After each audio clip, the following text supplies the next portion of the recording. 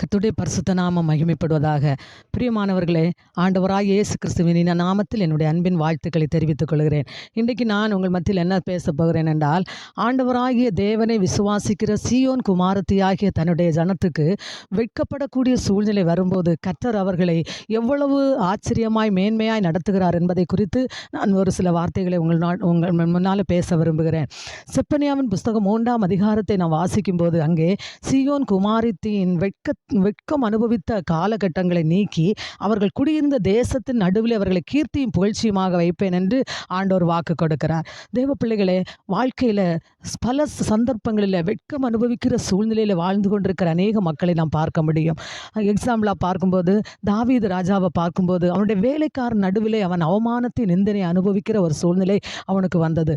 பாருங்கள், சிமேயி என்று சொல்லுகிற ஒரு சாதாரண மனிதன் என்ன செய்தான் என்றால், தாவீதுக்கு முன்பதாக ஜனங்கள் நடுவில் தாவீது இருக்கும்போது மண்ணை வாரி அவன் மீது வீசி சொன்னான், தொலைந்து போ, நீ எதற்காக உயிர் வாழ்கிறாய், நீ இருந்து பிரயோஜனம் என்ன என்று சொல்லி அவன் தகப்பன் வீட்டை கூட மோசமாக பேசி அவனை அவமதித்து நிந்தித்து பரிகாசம் பண்ணி மோசமாக பேச ஆரம்பித்தான். எல்லார் நடுவிலும் பரிகாசத்தையும் நிந்தையும் அவமானத்தை அனுபவித்த இந்த தாவீது எவ்வளவு சோர்ந்து போயிருப்பான் பாருங்க.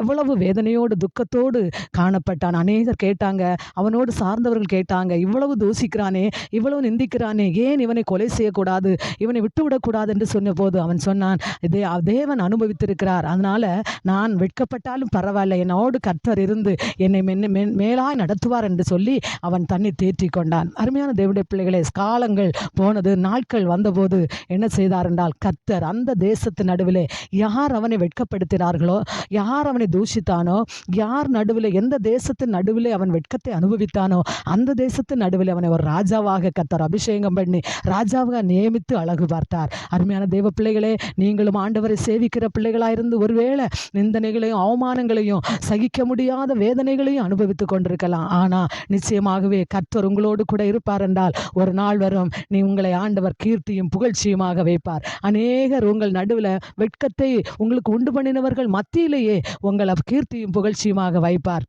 இதுதான் அந்த சிமேயுடைய தாவீதுடைய வாழ்க்கையில் நடந்தது. அருமையான தேவ பிள்ளைகளாகி உங்கள் வாழ்க்கையிலும் இப்படிப்பட்ட சூழ்நிலைக்கு நேராக கடந்து சென்று கொண்டிருந்தா நிச்சயமாய் கர்த்தரை நம்புங்க, அவரை சேவிங்க, அவரை தேடுங்க, அவர் என்னோடு கூட இருக்க வேண்டும் என்று வாஞ்சிங்க.